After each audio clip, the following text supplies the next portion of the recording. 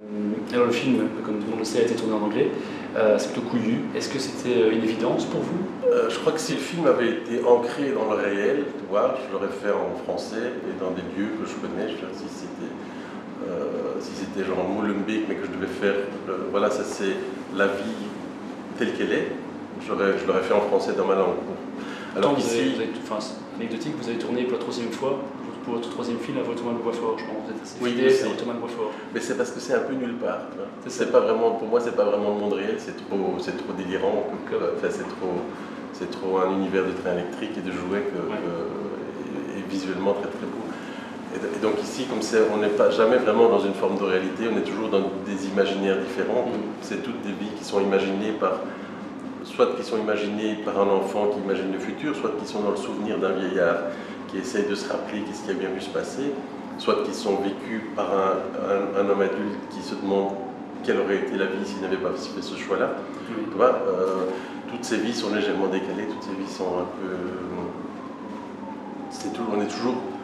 On est plus dans des mécanismes de pensée, on est plus dans des formes d'imaginaire que dans des formes de réalité. L'anglais correspondait bien... en fait, quand on voit l'Angleterre, c'est pas vraiment l'Angleterre. Quand on voit le Canada, en plus c'est tourné en Belgique. Quand on voit le Canada, c'est pas vraiment le Canada. L'Allemagne aussi. C'est plutôt comme si c'était des mondes imaginaires. Mais ta question, effectivement, l'anglais correspond à ça. Si c'était un monde concret, je l'aurais fait en français, mais là, pour ceci, ça correspondait bien. À la fois, moi, ça me permettait j'avais envie de changer quelque chose. Changer de langue, ça permet de changer quelque chose. J'aime bien les acteurs anglais aussi, j'aime bien les acteurs, le cinéma anglais, les acteurs anglais. C'est vrai qu'au niveau des adolescents aussi, ils ont une espèce de... Il y a une espèce de tradition de faire beaucoup de théâtre. Et voilà, ça me donnait l'impression de faire quelque chose de nouveau pour moi, tout en dormant à la maison la plupart du temps. D'accord. Il nous reste quelques minutes, malheureusement. Donc je vais vous demander d'ouvrir cette enveloppe, si vous voulez bien, qui contient quelques photos du film, il y en a 9 en tout, et de choisir 3 photos, parmi ces photos étant de nous dire ce qu'elles évoquent pour vous.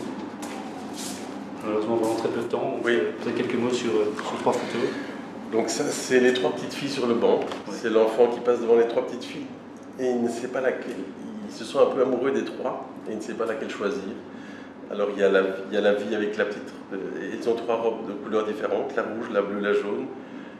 S'il choisit la jaune, la petite fille qui a la robe jaune, il y a une vie qui s'offre à lui et pratiquement tous les décors sont en jaune, mais le rouge a disparu et le bleu a disparu de cette vie-là.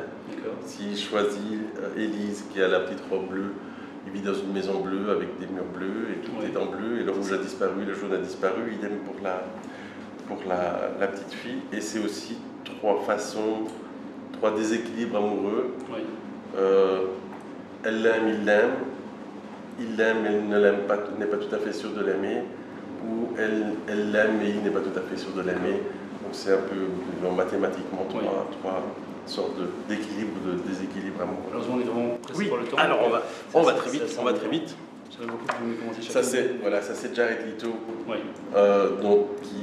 c'est le début du film. Il pense qu'il a 32 ans, mais on lui dit qu'il en a 115 et il est dans un avenir où il se dit mais qu'est-ce que je fous là? La dernière fois que je me suis couché, je pense que j'avais 32 ans et que je vivais avec une femme qui s'appelait Elise. Et on l'appelle Nemo Nobody, c'est l'homme qui ne se souvient plus de rien. D'accord. Peut-être une dernière alors. Et une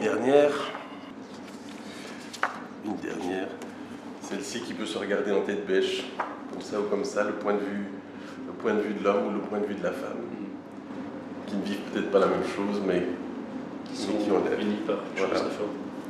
Merci beaucoup, M. Normal. Merci, à son plaisir. Merci. Et je vous souhaite beaucoup de succès pour Mr. Nobody, qui sera en salle, je vous le rappelle, le 13 janvier. Voilà.